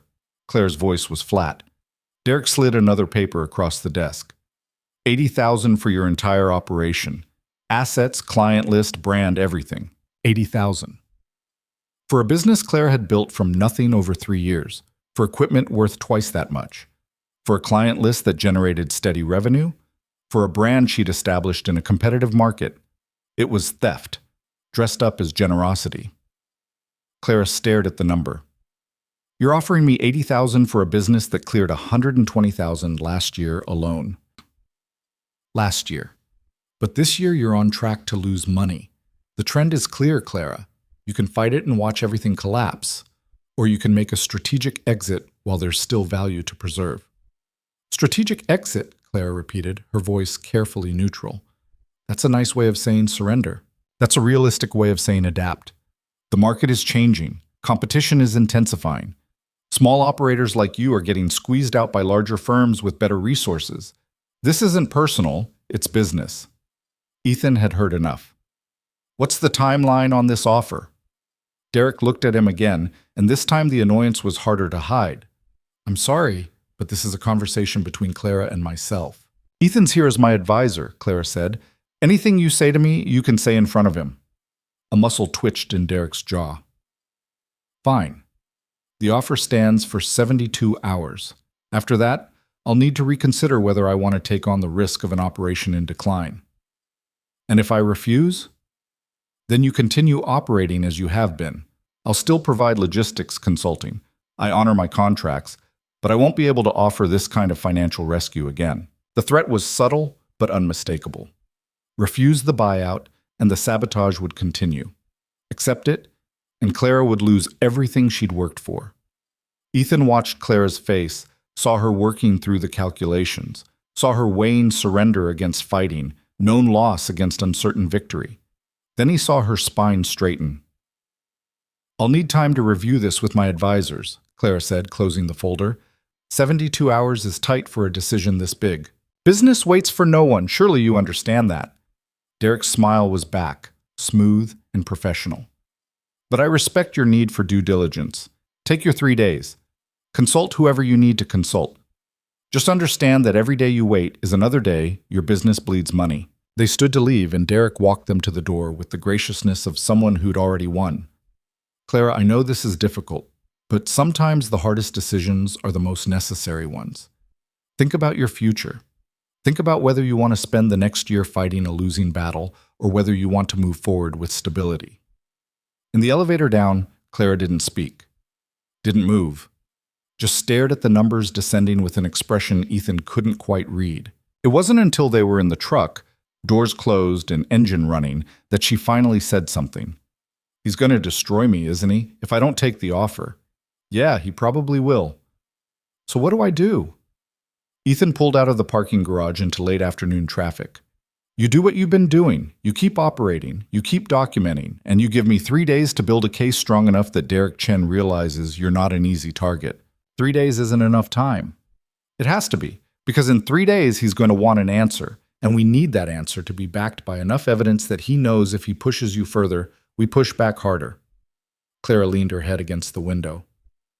This morning my van wouldn't start again. Same trick, disconnected battery cables. I documented it, took photos, reconnected everything myself. Drove here wondering if the brakes would fail on the highway. Did you tell me about the van? No. Because what would be the point? We already know he's sabotaging me. Adding another incident to the list doesn't change anything. It changes the pattern. It shows escalation. Every incident matters, Clara. Does it? Because from where I'm sitting, all it shows is that I'm losing. Slowly, methodically, exactly like he planned. Ethan didn't have a good answer for that. Because she wasn't wrong. Derek was winning. Had been winning from the start. Every sabotaged vehicle, every lost client, every system failure was another point in his favor. But winning wasn't the same as having won, and there were 3 days left to change the equation. They drove back to the warehouse in silence. When Ethan pulled into the lot, Clara didn't get out right away. Ethan? Yeah? If we can't stop him, if 3 days from now I have to either take his offer or watch him finish destroying my business, which one do I choose? The question sat heavy between them. Ethan thought about Marcus Reeves, working construction for $12 an hour. Thought about the other victims, scattered and broken. Thought about what surrender looked like when you'd spent years building something only to have it stripped away by someone who saw your work as nothing more than acquisition opportunity. I can't answer that for you, he said finally. But I can tell you this. If you take his offer, you'll spend the rest of your life wondering what would have happened if you'd fought. And that wondering will eat at you. So maybe the question isn't which choice is smarter. Maybe it's which choice you can live with. Clara nodded slowly. Then I guess we've got 3 days to make sure I don't have to find out. She got out of the truck and walked to her van, and Ethan watched her drive away before pulling out his phone and calling Miguel Torres. It's Ethan Cross. I need that documentation you promised. Everything you know about Derek's operation, and I need it tonight. Tonight, I said I'd write it down, not hand it over on demand. Derek just offered to buy out my client for pennies on the dollar. He gave her 3 days to decide, which means we have 3 days to give her a reason to say no. Torres was quiet for a moment. You're really doing this, going after him. We're really doing this. Question is whether you're with us or not. Another pause. Then, come by my shop at 8. I'll have what you need. Ethan hung up and sat in his truck for a moment, feeling the full weight of what they'd just committed to. 3 days, 72 hours to build a case that could stop a man who'd been running this game for years. It wasn't enough time, but it was the time they had. And sometimes Ethan thought as he put the truck in gear and headed back to his shop, you didn't need enough time. You just needed to use the time you had better than the other guy expected. Torres Auto Solutions looked different at night. The security lights cast harsh shadows across the lot, and the gate was already open when Ethan arrived at 8. Miguel Torres was waiting by the office door, a manila envelope in one hand and the posture of someone who'd already second-guessed this decision 100 times. You're sure about this? Torres asked as Ethan approached. No, but I'm doing it anyway. Torres handed over the envelope. Everything's in there. Dates, repair orders, communications with Derek. I kept copies of invoices he told me to modify. Notes from conversations where he specifically requested I find problems that didn't exist. It's not a smoking gun, but it's close. Ethan opened the envelope, scanning the first few pages. Repair orders for Marcus Reeves's fleet, dated and detailed, with handwritten notes in the margins. Find brake issues, DC, on one. Transmission prob needed, urgent, on another. Derek Chen's initials everywhere. Casual proof of sabotage, documented like routine business. This is good. This is really good. It's also dangerous. If Derek finds out I gave you this, he won't. Not from me. Torres looked at him hard. You can't promise that. Once this goes public, once you use it against him, he's going to trace it back. There's only so many people who could have provided this information. Then we make sure when we hit him hard enough that he's too busy defending himself to come after you. That's optimistic. That's all we've got right now. Ethan tucked the envelope under his arm. Thank you, Miguel. This matters. Yeah, well, just make sure it counts for something. I'm tired of watching him destroy people. Ethan drove straight to Clara's warehouse from Torres's shop, knowing she'd still be there even though it was past 9. She'd been working late every night, running numbers and trying to figure out how to stay afloat while Derek systematically cut holes in her boat. Her office light was on, visible through the frosted glass of the warehouse's side entrance. Ethan knocked, and Clara appeared a moment later looking exhausted and wired in equal measure. Please tell me you have good news, she said, unlocking the door. I have evidence. Whether that counts as good news depends on what we do with it. They spread Torres's documentation across Clara's desk, and Ethan walked her through what they were looking at. The pattern was clear once you knew to look for it. Derek would identify a target business, recommend Torres's shop for maintenance, then orchestrate a cascade of expensive repairs that drained the business's cash reserves. The repairs were real enough to pass inspection, but they were either unnecessary or deliberately caused by prior sabotage Derek had arranged. He's been doing this for years, Clara said, staring at repair orders for businesses that no longer existed. Just systematically destroying people. Yeah, but now we can prove it, or at least prove enough of it that Derek can't dismiss it as coincidence. Clara pulled up her own records, comparing dates. Look at this. Torres did a quote for my van 3 weeks ago. I never requested it, never even called his shop. It just showed up in my email with Derek CC'd saying he'd arranged a courtesy inspection. Did you take the van in? No, I was too busy, but now I'm wondering what they would have found if I had. Problems. Expensive ones. Ones that would have pushed you closer to accepting Derek's buyout. Ethan pulled out his phone and started photographing everything. We need to compile all of this into something presentable. A timeline that shows the pattern. Evidence packages for each victim. Documentation that's tight enough it can't be dismissed. That's going to take time. We've got 3 days. Then we work fast. Ethan checked his watch. I've got to pick up Mia from my sister's in an hour. But tomorrow morning, we start building the case file. Everything organized, everything documented, everything ready to present. Present to who? The police still won't care. This is civil fraud, not criminal. Maybe, but there's something else we can do.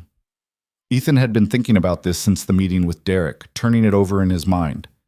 We go to Derek's other clients, the ones still working with him. We show them the pattern, show them what happened to the businesses that came before them. We make him toxic. Clara's eyes widened. You want to destroy his reputation. I want to make it too expensive for him to keep operating this way.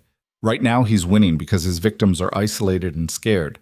But if we connect them, if we show current clients what happens to businesses that trust Derek Chen, he loses his power base. That's risky. If it backfires, if people don't believe us, then we're in the same position we're in now. But if it works, Derek loses clients and we buy you time to rebuild without him sabotaging every step. Clara was quiet for a moment, thinking it through. Then she nodded, decision made. Okay, we do it. But we need to be smart about who we approach. Some of Derek's clients are true believers. They won't listen. So we find the ones who are already questioning, the ones who've had problems they can't explain. Ethan started making notes on his phone. You know his client list. Who fits that profile? Clara pulled up her laptop, accessing a shared database Derek used for logistics coordination. Her fingers moved quickly across the keyboard, pulling up business names and contact information. There's a medical supply company, Henderson Medical. They've had 3 delivery failures in the past month, all blamed on their courier, but the courier swears the addresses were wrong in the system. That sounds familiar. Yeah. Then there's a legal filing service, Barton Process Servers. They lost 2 major clients last quarter because documents weren't delivered on time. They're blaming internal disorganization, but I've worked with them before. They're not disorganized. Ethan added both names to his notes. Anyone else? Maybe a dozen companies that have had unusual problems in the past 6 months. Some of them might listen. Some of them might just think we're conspiracy theorists. We don't need all of them. We just need enough to create doubt. Enough that when Derek tries to bring in new clients, those potential clients start asking questions. They worked until nearly midnight, building a contact list and drafting what they'd say. It had to be careful, had to avoid sounding like a vendetta. Just facts, presented clearly. Here's what happened to these businesses. Here's the pattern. Here's what you should watch for. When Ethan finally left, Clara walked him to his truck. I should be more scared than I am, she said. We're about to declare war on someone who's already proven he'll destroy people who get in his way. You are scared, you're just doing it anyway. Is there a difference? Yeah, courage isn't not being afraid. It's being afraid and moving forward regardless. Clara smiled slightly. You get that from a fortune cookie? From my daughter, actually. She told me that when I was worried about opening this shop. Said her teacher taught her that brave people aren't people who don't feel fear. They're people who feel it and do the thing anyway. Ethan pulled out his keys. She was 6 at the time, already smarter than me. She sounds like a good kid. She is, which is why I need to make sure I actually show up for her school play tomorrow night, instead of being so buried in this that I forget. Clara's expression shifted, guilt flickering across her face. Ethan, if you need to step back from this, focus on your life. I'm not stepping back. I'm just remembering that my life includes more than this fight. That's all. He opened the truck door. Get some sleep. Tomorrow we start making calls. The next morning started with a text from Derek Chen that made Ethan's blood run cold. The message was sent to Clara, but she forwarded it immediately. Heard you've been asking questions about my business practices. Friendly advice. Be careful about spreading unsubstantiated rumors. Defamation can be costly. He knows, Clara said when Ethan called her. Somehow he already knows we're building a case. Torres must have talked, or Derek's got eyes on us we don't know about. So what do? We move faster, make the calls today, before Derek can get ahead of the narrative. Ethan was already pulling up the contact list they'd compiled. I'll take half, you take half. We present the facts, show the documentation, let people draw their own conclusions. And if they don't believe us, then we tried. But Clara, Derek just threatened you with a defamation suit. That's not the move of someone who's confident. That's desperation. Or intimidation. Same thing, different in packaging. Either way, it means we're getting close to something he doesn't want exposed. The calls started at 9. Ethan took Henderson Medical first, reached the operations manager named Patricia, who sounded frazzled and overworked. I don't have time for sales calls, she said when he introduced himself. This isn't a sales call. This is about Derek Chen and the logistics consulting work he's been doing for you. Silence on the other end. Then, carefully. What about it? I've got documentation showing Derek has a pattern of sabotaging the businesses he consults for, creating problems, then positioning himself to acquire assets when those businesses fail. I think he might be doing the same thing to you. That's a serious accusation. I've got serious evidence. Repair records, testimony from other victims, a timeline that shows he's done this at least half a dozen times. I'm not asking you to do anything except look at what I'm showing you and make your own decision. Patricia was quiet for a long moment. Send me what you have. I'm not promising anything, but I'll look at it. Ethan sent over a condensed evidence package, then moved to the next call. Barton Process Servers was more receptive. They'd been suspecting something was wrong with Derek's route optimization, but couldn't pin down exactly what. When Ethan explained the pattern, the owner practically jumped on it. I knew it. I knew something was off. Documents were getting lost in the system. Addresses were mysteriously wrong. Timing was always just slightly off enough to cause problems.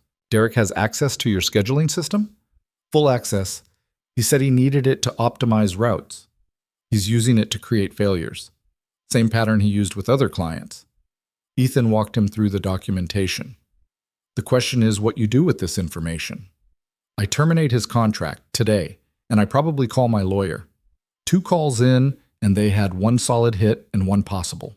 Not bad odds. By noon, Ethan and Clara had contacted 8 of the 12 businesses on their list. 3 were receptive, 2 were skeptical but willing to look at evidence, and 3 shut them down immediately. The 3 who shut them down were the concerning ones. All of them mentioned they'd be contacting Derek about these accusations, which meant Derek would know exactly what they were doing within the hour. Clara called Ethan at 12:30, voice tight with stress. Derek just showed up at my warehouse. He's demanding to talk to me. Don't let him in. You don't owe him access to your property. He's standing outside my gate right now, says he's not leaving until we talk. Then call the police. Tell them someone's trespassing. Ethan, if I call the cops on him, this goes nuclear. There's no walking it back. Good. Let it go nuclear. He's the one who escalated, showing up at your business uninvited. Ethan was already grabbing his keys. I'm 10 minutes away. Don't engage with him until I get there. He made it in 8, pulling into Clara's lot to find Derek standing by his Mercedes, phone in hand, looking like a man whose patience had run out. Clara was watching from inside the warehouse office, door locked. Ethan got out of his truck and walked over, positioning himself between Derek and the warehouse entrance. Mr. Cross, Derek said, his professional veneer cracking at the edges. I should have known you were behind this. Behind what? This coordinated campaign to defame me.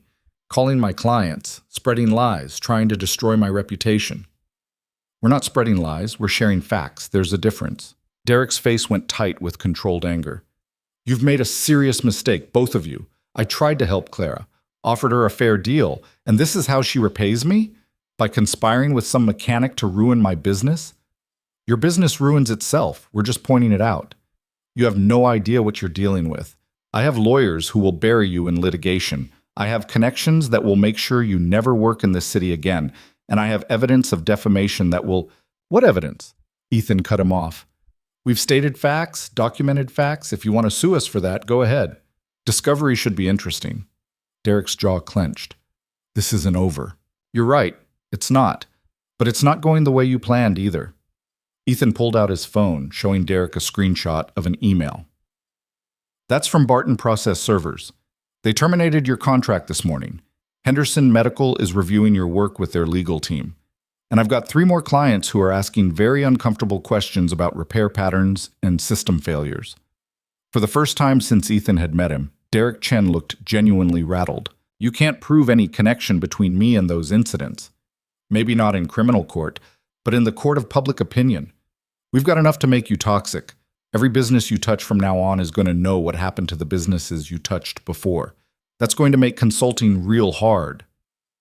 Derek stepped closer, voice dropping low. You're playing a dangerous game, both of you, and you're going to lose. Then I guess we'll find out together. Ethan didn't back up, didn't look away. But here's what's happening right now. You're going to leave Clara's property. You're going to stay away from her business, her equipment, and her warehouse. And you're going to wait for her decision on your buyout offer without any more threats or intimidation. Or what? Or we go to every single one of your clients, current and prospective, and we show them exactly what we've shown me. Every repair order, every sabotaged vehicle, every business you've destroyed. We make this so public, so documented, that you spend the next year defending yourself instead of running your scam. Derek stared at him, rage and calculation warring in his expression. Then he turned to his car, yanked the door open, and looked back one more time. 72 hours, Clara, he called toward the warehouse. After that, the offer's off the table, and you're on your own. He drove off, tires squealing slightly on the pavement, and Ethan felt the adrenaline drain out of him all at once. Clara emerged from the warehouse, face pale. That was terrifying. Yeah, but necessary. He needed to know we're not backing down. He's going to come after us hard now. You know that, right? Let him. We've got evidence, we've got witnesses, and we've got his clients questioning him. That's more than we had yesterday. Clara's phone buzzed. She looked at it, and her expression shifted. It's Patricia from Henderson Medical. She wants to meet. Says she found discrepancies in Derek's billing that matched the pattern we described. That's good. That's another piece of the case. Ethan, this is really happening. We're actually fighting back. Yeah, we are. He checked his watch. 4:30. Mia's school play started at 7. I've got to go. My daughter's thing tonight. But tomorrow morning, we meet with Patricia and anyone else who's willing to talk. We keep building this until Derek has no choice but to back off. What if he doesn't back off? Then we take what we have to the district attorney and we let them decide if there's criminal fraud worth prosecuting. But either way, we don't stop, not until you're safe. Clara nodded, and Ethan could see her processing everything that had just happened. The confrontation with Derek, the support from other victims, the realization that they were committed now. No going back. Thank you, she said quietly, for all of this, for standing with me. You've said that before. I'll probably keep saying it. Ethan smiled despite everything. Then I'll keep telling you to save it for when we win. He made it home with just enough time to shower and change before Sarah dropped Mia off. His daughter was already in her costume, a tree in the school's production of some fairy tale Ethan had completely lost track of, and buzzing with nervous energy. You're really coming? Mia asked, like she still didn't quite believe it. I'm really coming. Wouldn't miss it. Aunt Sarah said you might have to work. Ethan shot his sister a look. Sarah just shrugged, unapologetic. Not tonight, Bug. Tonight I'm all yours. They drove to the school together, and Ethan sat in the auditorium surrounded by other parents, watching his daughter stand on stage dressed as a tree and deliver her 2 lines with the seriousness of someone performing Shakespeare. She was perfect. Awkward and nervous and absolutely perfect. And for 2 hours, Ethan didn't think about Derek Chen or sabotaged vehicles or evidence packages. He just watched his daughter and remembered why he was fighting so hard to keep his life stable enough to show up for moments like this. After the play, Mia was riding high on adrenaline and applause. "Did you see me, Dad? Did you see my part? I saw every second. You were amazing. I remembered all my lines and I didn't fall over even though Tommy bumped into me during the forest scene. You were the best tree in the whole forest." Mia beamed, and Ethan felt something in his chest loosen slightly. Whatever else was falling apart, whatever fights he was fighting, he'd shown up for this. That counted for something. He dropped Mia back at Sarah's. She was sleeping over so Ethan could work early, and his sister caught him before he could leave. "You look exhausted." "I'm fine." "You're not fine. You're running yourself into the ground over this thing with your client." "Her name's Clara, and I'm not running myself into the ground. I'm just working." Sarah crossed her arms. "Ethan, I love you, but you have a pattern. You see someone struggling and you throw yourself into fixing their problems, even when it costs you everything. You did it with your marriage, you're doing it with this business, and now you're doing it with this woman you barely know." "Clara's not Rachel. This situation is nothing like my marriage." "Isn't it? You're sacrificing your time, your energy, your financial stability for someone who might not even make it through this. And meanwhile, Mia is watching you choose other people's emergencies over her stability." The words hit harder than Sarah probably intended. "I was here tonight." "You were. After I reminded you 3 times and threatened to stop covering for you. That's not the same as choosing to be here." Ethan didn't have a good answer for that, because she wasn't entirely wrong. He had been prioritizing Clara's crisis, had been putting his own life on hold to fight someone else's battle. But walking away now would mean letting Derek win, would mean Clara losing everything while Ethan stood by and did nothing. "I hear you," he said finally, "and you're right that I need better balance. But I can't walk away from this, Sarah. Not when we're this close." "Close to what? Winning? Or just close to losing in a more dramatic way?" "I don't know yet, but I need to see it through." Sarah sighed, the frustration of a sister who'd watched her brother make questionable decisions for years. "Fine. See it through. But Ethan, when this is over, when you've saved or lost this woman's business, you need to figure out your own life. Because Mia deserves a father who's present, not just occasionally available." She went back inside, and Ethan stood in the driveway feeling the weight of truth he'd been avoiding.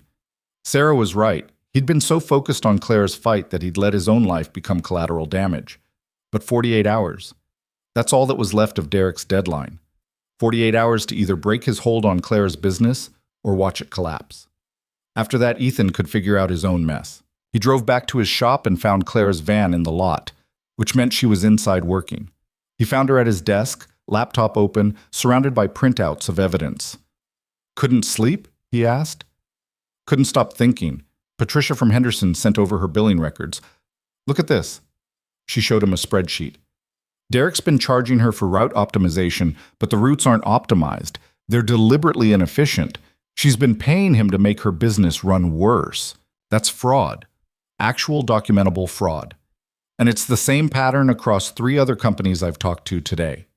He sells them on efficiency, then sabotages their operations while charging them for the privilege." Ethan pulled up a chair, looking at the evidence spreading across his desk. "This is bigger than we thought." "Yeah, which means it's also more dangerous. If we expose this, we're not just taking down Derek, we're exposing a network. Torres, whoever else he's working with, shell companies he's using to hide assets. This goes deep. So we go to the DA. Tomorrow. We take everything we have and we let the professionals handle it." Clara looked at him, and he could see the fear warring with determination. "If we do that, if we go official, Derek's going to know exactly who gave him up. Torres will be exposed. You'll be exposed. Anyone who helped us will become a target. They're already targets. At least this way, they're targets with legal protection. Maybe. Or maybe we're just painting bullseyes on everyone who trusted us." It was a fair point. Going to the authorities meant transparency, meant exposing everyone who'd contributed evidence, meant putting Torres and Marcus and everyone else in Derek's crosshairs. But staying quiet meant letting Derek continue, meant more victims, more destroyed businesses, More people like Clara fighting alone against someone with more resources and fewer ethics. We ask them, Ethan said finally. Torres, Marcus, Patricia, everyone who's given us information. We lay out the options and we let them decide if they're willing to go on record. And if they say no, then we figure out plan B. Clara closed her laptop. You're a good person, Ethan Cross. I'm really not. I'm just stubborn and bad at walking away from fights.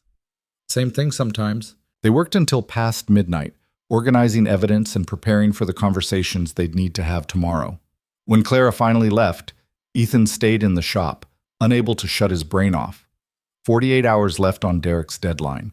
48 hours to decide if they were going to fight or fold. And somewhere in the back of his mind, Ethan knew that whatever they decided, whatever happened next, things were about to get much worse before they got better. But that was tomorrow's problem. Tonight, he'd shown up for Mia's play. He'd stood beside Clara through another crisis. He'd pushed back against someone who thought power meant never being challenged. Small victories. But they counted. They had to count. Because if they didn't, then what was any of this for? The morning of the final deadline arrived with rain again, like the weather itself was circling back to where this had all started. Ethan was at his shop by 5:30, running on 3 hours of sleep and coffee that tasted like regret. He'd spent most of the night on the phone with Torres, Marcus, and Patricia, laying out the choice in terms that left no room for misunderstanding. They could go to the district attorney with everything they had, expose Derek's operation completely, and risk becoming targets of retaliation. Or they could stay quiet, let Clara face this alone, and hope Derek didn't come for them next. Torres had been the first to answer. I'm in. I'm tired of being scared of him. Marcus took longer, but eventually he'd said yes too. If this can stop him from doing to someone else what he did to me, then it's worth the risk. Patricia had been the surprise. She'd not only agreed to cooperate, but she'd brought her lawyer into the conversation, and the lawyer had been very interested in the pattern of fraud they'd documented. By 6 a.m., Ethan had confirmation from 5 businesses willing to provide testimony and evidence. By 7, he and Clara were sitting in a conference room at the district attorney's office, across from a prosecutor named Jennifer Vance, who looked skeptical but willing to listen. Walk me through this again, Vance said, flipping through the evidence packet they'd compiled. You're alleging that Derek Chen has been systematically defrauding small businesses by sabotaging their operations while acting as their logistics consultant? That's exactly what we're alleging, Clara said, and we have documentation to prove it. Vance examined the repair records from Torres, the testimony from Marcus, the billing discrepancies Patricia had found. She took her time, asking pointed questions, poking holes where she could find them. This is compelling, she said finally, but it's also circumstantial. Derek Chen is a respected business consultant. He's going to have expensive lawyers who will argue that equipment fails, businesses struggle, and correlation isn't causation.